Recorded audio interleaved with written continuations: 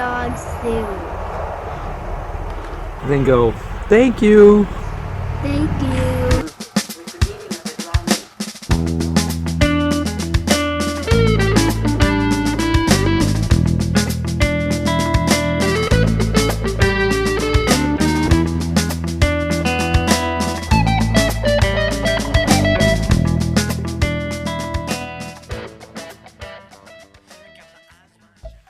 You know, there's two things I've learned in shooting this episode. And number one is this: don't borrow a car from someone who says, yeah, it drives okay, except it may need a tune-up. Especially when you have the money for a rental car.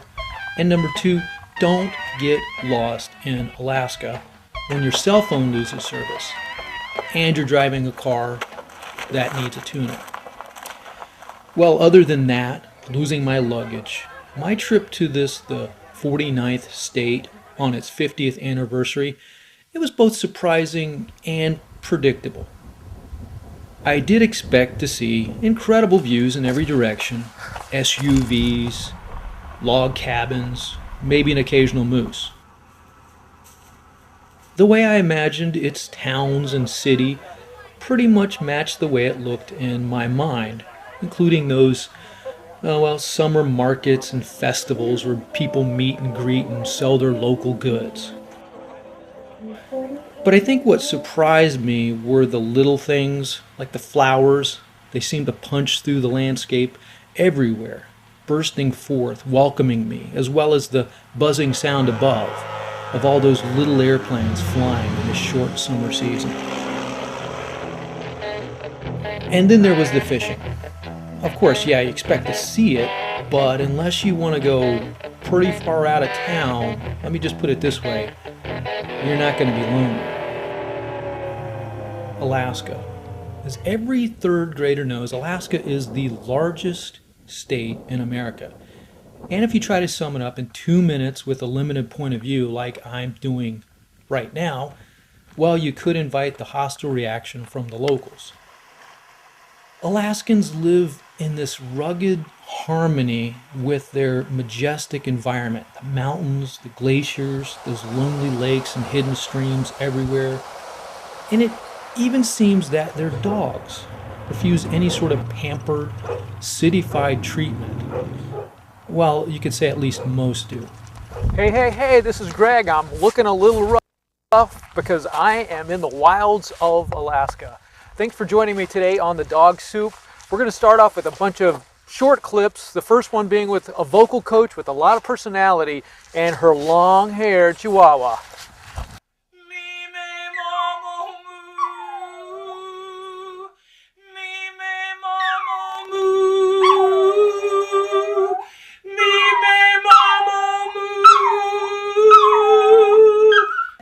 Bang!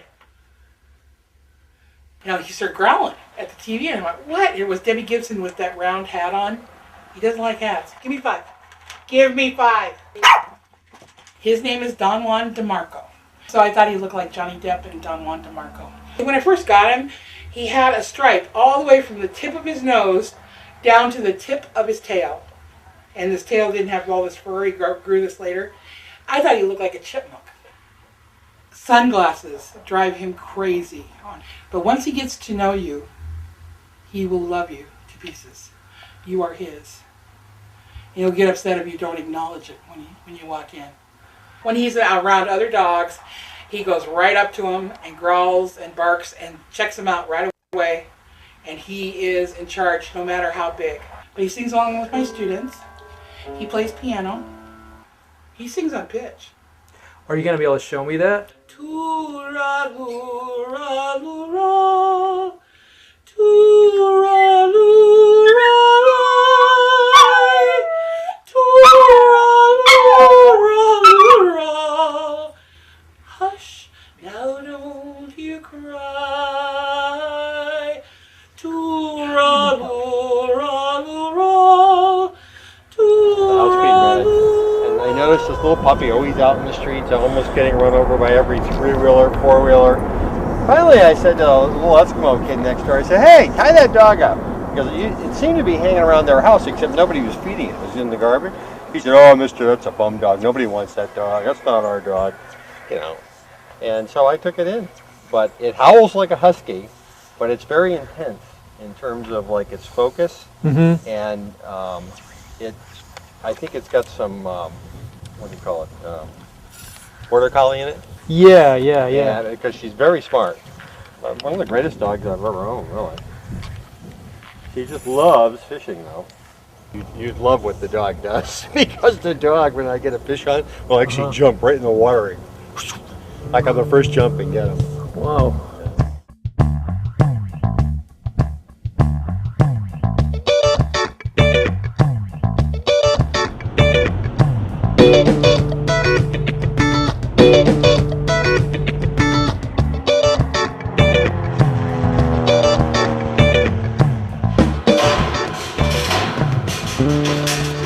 Big Lake resident Becca Charles was a dog musher at one point who owned 100 sled dogs. And I said, well, how did you choose your favorite out of all those? And she really wouldn't tell me. But during the whole course of the time I spent with her there, it was fun, but there was something compelling and there was something just a little different about her. And so after the interview, she finally admitted to me that, yes, indeed, she was and had been a hippie. I'm originally from Massachusetts, and I moved up to Alaska about 5 years ago so that I could mush my sled dogs that I had in college, and ended up signing up for Iditarod, never completed it, retired from dog mushing, and now I just live with my boy Chuck in Crosby and my husband Randy. So I got him at 4 weeks, very young, and I raised him with another litter of puppies that we had. And so basically he came in the house more often, but he was basically a sled dog from his puppyhood.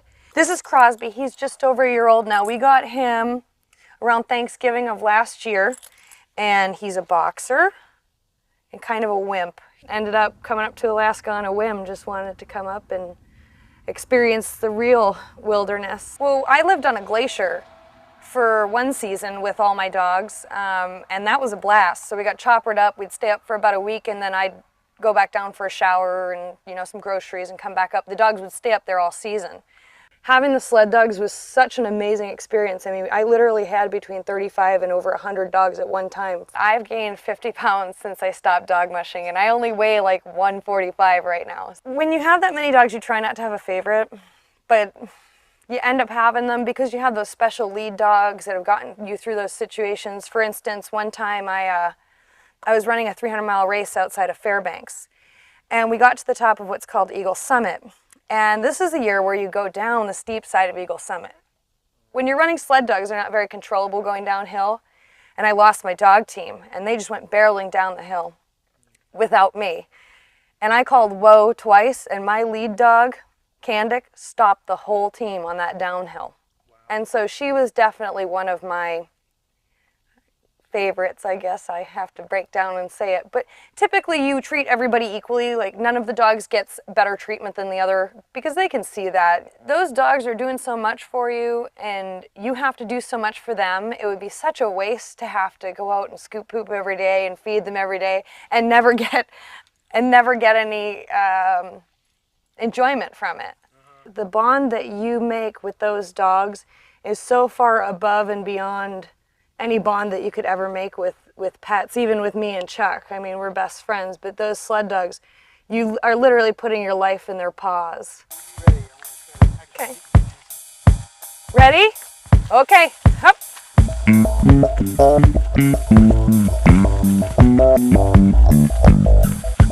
On by. While heading out of town, I'm just passing Oregon. I'm all the way to Palmer.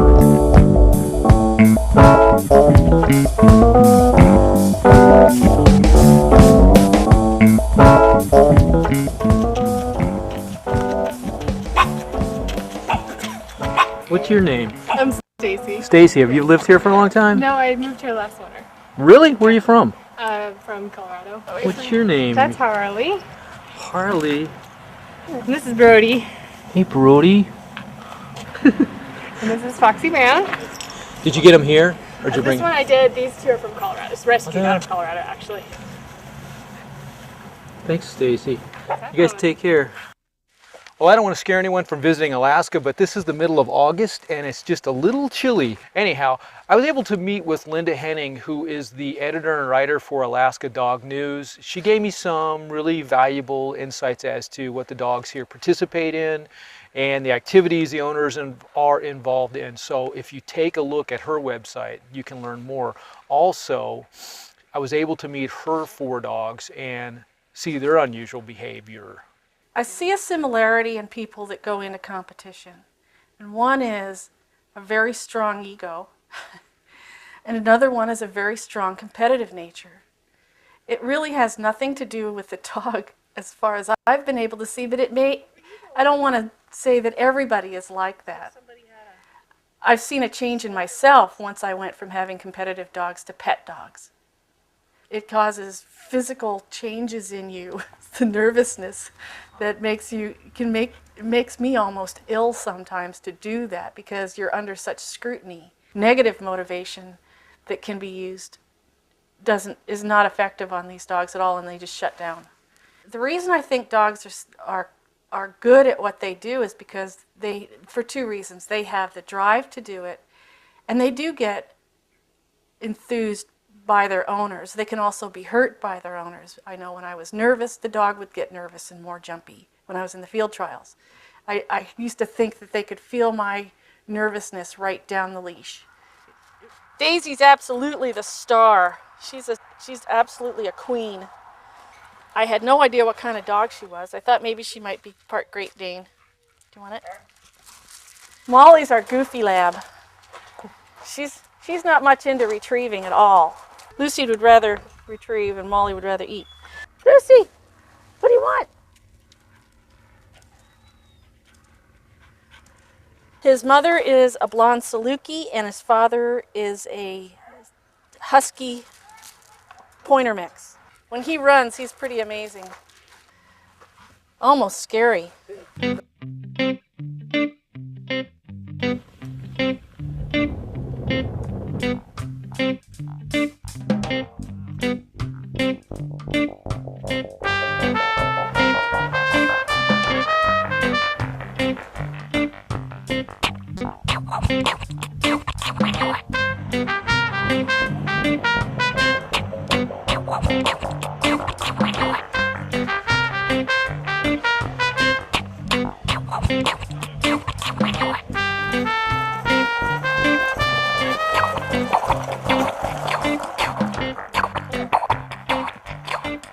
These are your dogs.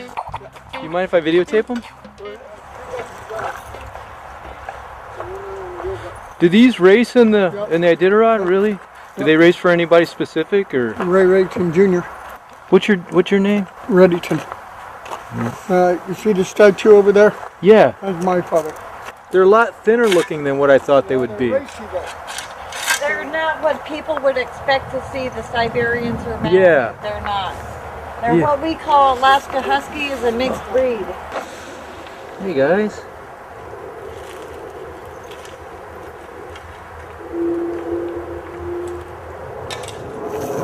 How do you keep track of them? Got 60 at home. You got more than this? 60. 60? My Wow. kids each got 62. Whoa, that's unreal. The next dog you're going to see coming up gets my award for the most un-Alaskan looking dog. He's Rachel Payne's miniature Shar-Pei, and if they were ever going to create a cartoon based on a dog, this would have to be the dog. There was this ad in the paper and I died. I was like, oh my gosh, he's darling. And my husband's like, saw the price and was like, no way. You meet your dog and it's either meant for you or it's not. And it was love at first sight. We couldn't get enough of each other. He wouldn't get off my lap, and he was such a good boy. He's a lover. Shar-Peis have a really bad rap for having poor temperaments and being aggressive animals. Once when he was a puppy, one thing dropped, and ever since then he's absolutely petrified of big noises. What you doing? And it gets you. So we've always had a pet in the house, but I fell in love with the minis because they tried to breed out all the breed issues. They have less skin problems, they have less eye problems, they have less of all the issues because they tried to breed them for the better instead of for the worse, and they found out breeding them smaller works. You're gonna go plowing through a field. Come on. And his registered name is Chiang Kai-shek's House of Wonton. And I'm like, good Lord. And they used to call him Wonton, but he looks like Winnie the Pooh to me, so he thinks everybody's his best friend. And in Anchorage, they have strange little rules requiring you to have a neutered male dog. But your females don't have to be fixed. Which I'm like, that's a double standard for you. Such a good quality, we definitely want to make babies. We're gonna get you a girlfriend. But it's like having a small child. I was like, at least mine's cute and he doesn't talk back to me when he's a teenager, so I'll be okay. Such a good boy, yes you are.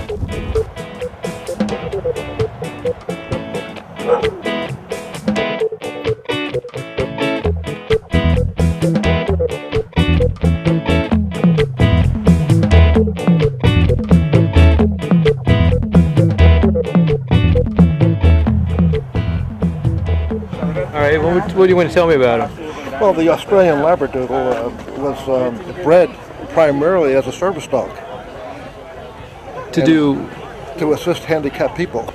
So they needed to come up with a breed that could have the qualities to act as a service dog, as well as be hypoallergenic to the other member of the family.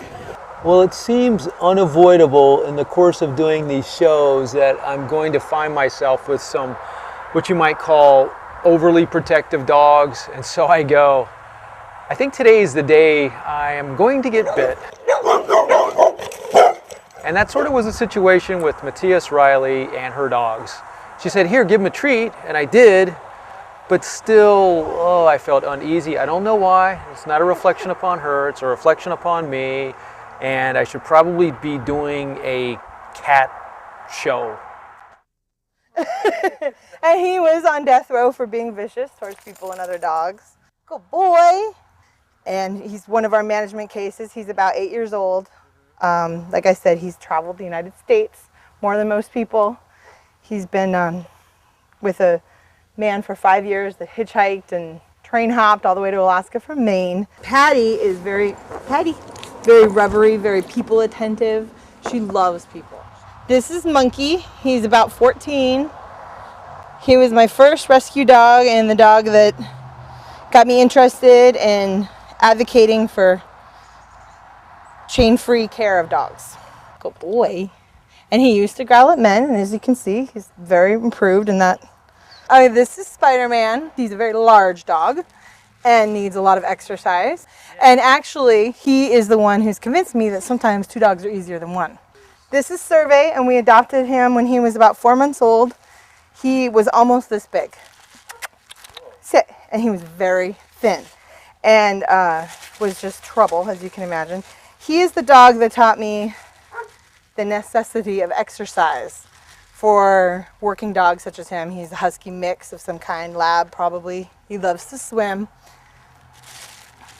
And if he doesn't get his exercise every day, he likes to do things like rip the pockets out of my jackets where I had treats before. Yeah. Come on, boy. Pick it up. Pick it up.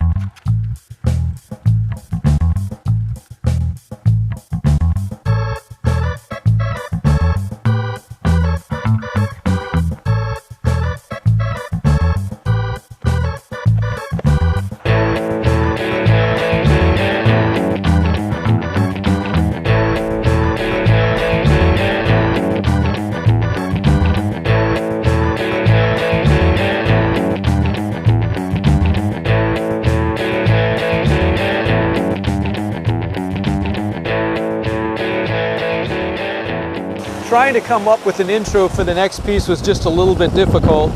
You see, it wasn't until I was off camera with Leslie Zacharias that she told me about being a bush pilot and the problems she had being a female in the somewhat male-dominated society here.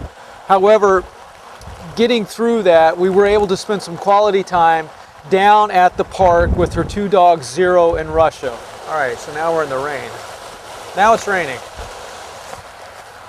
When I was flying out in the bush out of King Salmon, Alaska, which is near Bristol Bay, I was living in employee housing, and Zero was a tied up outside the apartment that we were in and was totally crazy, and I actually wasn't sure if he was mean.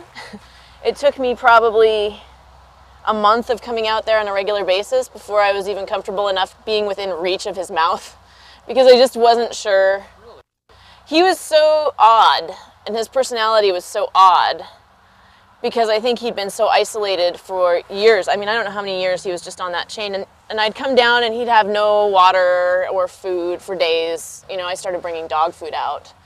I found out who the owner was, and it was this native lady, and they had a bunch of kids and dogs and stuff, and she'd found him 4 years before, and just, he was running loose, and out in the bush, dogs get shot pretty regularly, so she just tied him up thinking she was kind of saving him, but then they don't have a lot of money. It's expensive to live out there, so, you know, they get fed when there's leftovers off the table, and that was kind of it.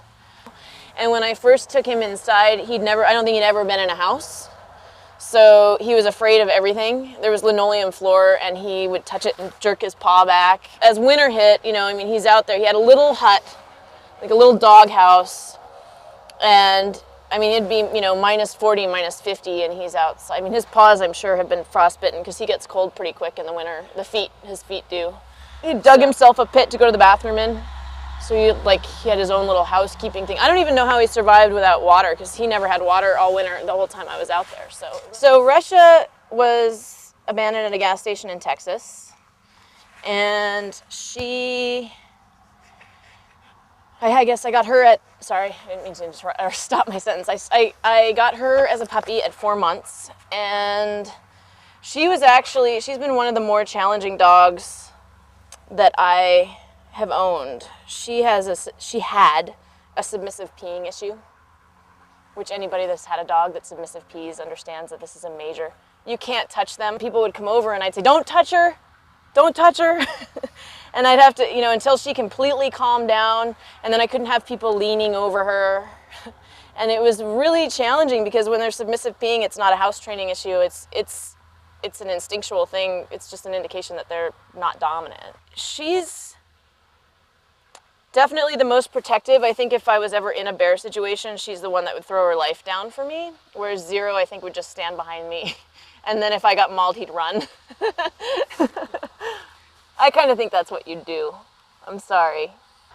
You know, there's the dog whisperer, and he gets it. Like, he gets dog behavior, and I feel like I'm sort of in a similar boat, where I've just always understood how they behaved, and watching what they do and fitting into their world as opposed to forcing them to fit into ours, which I think there's two totally different mentalities with people training dogs and what they expect out of them. You know, they're not people, but they're very intelligent. Really, I got this to do this with them because it's just an enjoyable way to travel. In the summer, you can come down the coastal trail, and I can go out to coffee, and they get exercise, and I just get a nice ride down the trail.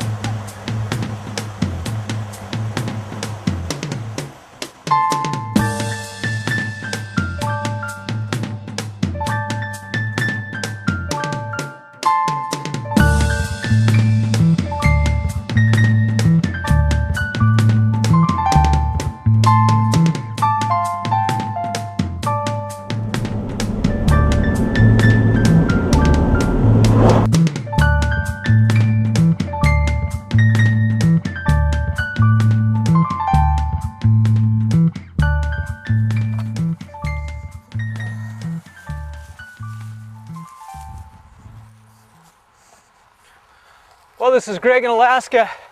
Thanks for watching the show. Hope to see you soon again in another episode of the Dog Soup. Let's go. Come on, let's go. Come on. That way. Let's go. You're going the wrong way. That way. These are known as bear bells. You hook them up to your backpack or your jacket, and they're supposed to scare off the bear, I guess.